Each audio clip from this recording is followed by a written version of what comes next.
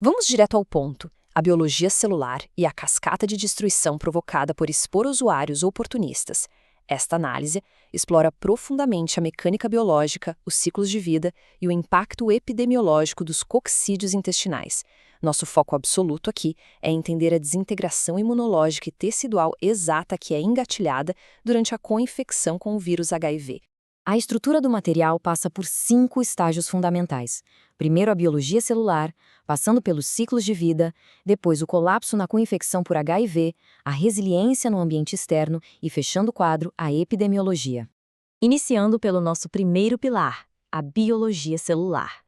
Para compreender o nível da doença, a gente precisa entender a arquitetura celular primeiro. A biologia física desses parasitos dita como eles invadem e enganam o sistema imune no trato gastrointestinal. E a chave do sucesso deles está no complexo apical. O filo apicomplexa tem esse nome justamente por essa estrutura no polo anterior. O que acontece é o seguinte: as rópteras e micronemas desse complexo disparam enzimas e proteínas que perfuram violentamente a membrana da célula do intestino, o enterócito.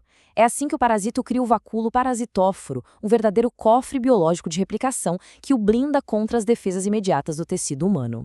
A estratégia de invasão é simplesmente engenhosa. O Cryptosporidium usa o complexo apical para se instalar como um parasito epicelular facultativo. Na prática, ele faz algo bizarro. Ele puxa a membrana plasmática da célula hospedeira para se cobrir. Ele fica intracelular para garantir proteção, mas empurra o citoplasma da célula para o lado. Ou seja, ele é intracelular, porém extracitoplasmático. Ele domina toda a maquinaria de absorção ali, direto da superfície. E essa diferença de posicionamento microscópico gera danos teciduais completamente diferentes. O Cystoisospora-belli, por exemplo, vai fundo no citoplasma e causa a citólise intracelular direta, arrebentando a célula de dentro para fora. Já o Cryptosporidium ataca de forma agressiva a membrana lá da superfície, sabotando o transporte iônico sem necessariamente explodir a célula em um primeiro momento. Avançando agora para a dinâmica dos ciclos de vida intestinais. A mecânica de reprodução deles explica por que a carga parasitária chega a níveis tão altos. Ambos utilizam ciclo monoxeno. Isso quer dizer que não há necessidade de um vetor intermediário, como um mosquito ou caramujo, para que se multipliquem. Biologicamente, isso é devastador para o hospedeiro, porque a partir da ingestão de pouquíssimos cistos, uma quantidade massiva e exponencial de parasitos se acumula de forma direta dentro do intestino. E o Cryptosporidium possui uma alça de retroalimentação fatal. Durante o ciclo, ele desenvolve uma variante de oocisto com parede fina, muito frágil. Essa estrutura se rompe no próprio lume intestinal, gerando uma autoinfecção imediata e ininterrupta. Novas gerações infectantes continuam atacando os enterócitos vizinhos, sem que o parasito jamais precise sair do corpo humano. Em contrapartida, o Cystoisospora-belli tem um bloqueio natural no seu ciclo. Ele termina com a excreção de oocistos imaturos, não esporulados. Essa característica impede completamente que aconteça uma transmissão direta ou autoinfecção em grande escala, porque ele precisa, obrigatoriamente, passar por uma maturação de 24 a 48 horas no ambiente externo, antes de conseguir infectar alguém. Entrando agora na fase mais crítica, a patologia na co-infecção por HIV. É aqui que a interação se torna letal. A gravidade da ação desses coccídeos oportunistas está ligada de forma direta à integridade do sistema imune celular. Quando o vírus HIV esgota os linfócitos T e CD4+, para níveis abaixo de 200 células por microlitro, o corpo perde completamente as citocinas específicas que seriam capazes de paralisar a esquizogonia, a replicação assexuada do parasito. Uma enterocolite que seria simples e autolimitada em alguém saudável, vira instantaneamente uma infecção crônica fora de controle.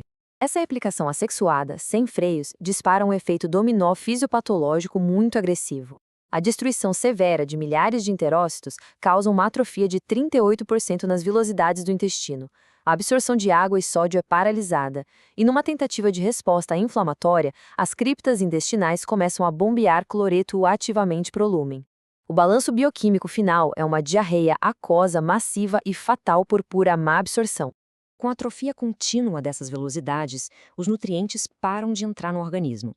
Essa perda crônica de água, eletrólitos e massa magra culmina no que chamamos de caquexia, uma desnutrição extrema.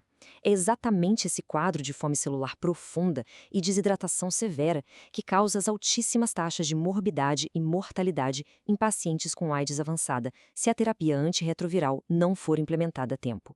Para o diagnóstico clínico, a patologia sistêmica dá uma pista valiosa no laboratório.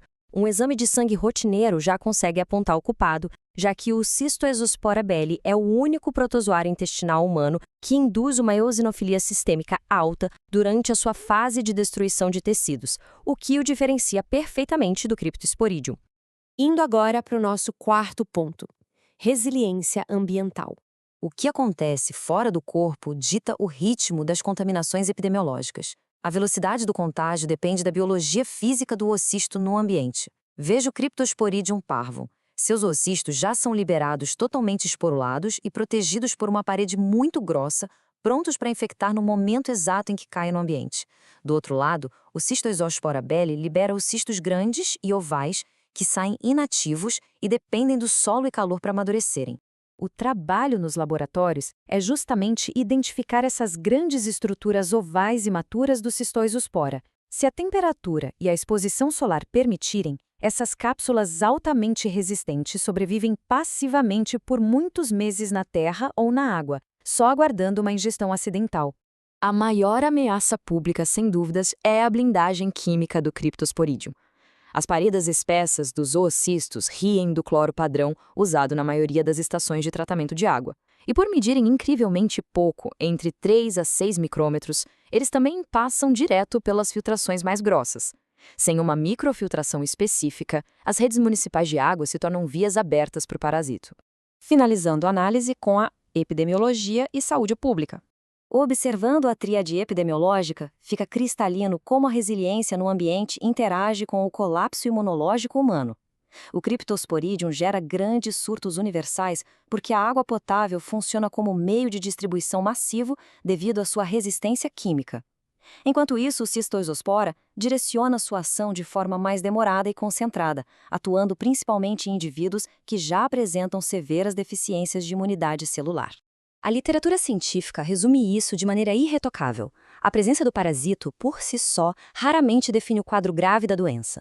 A matemática patológica exata é definida pela guerra entre as enzimas citolíticas contínuas do parasito, tentando destruir tudo, e a vigilância constante que os linfócitos CD4+ do hospedeiro tentam manter. O que nos deixa com um quebra-cabeça biológico espetacular para encerrar essa investigação. Se toda a força letal e reprodutiva desses esporozoários oportunistas depende da falência imune aguda, o que acontece agora? Com as novas terapias antirretrovirais restaurando as contagens de CD4+ em nível mundial, como o Phyllope complexa vai se adaptar para sobreviver a humanos com imunidades competentes? Eles encontrarão novas vias de evasão ou voltarão a ser um problema contido? A corrida armamentista em nível molecular é fascinante e, claramente, nunca tem um fim definitivo.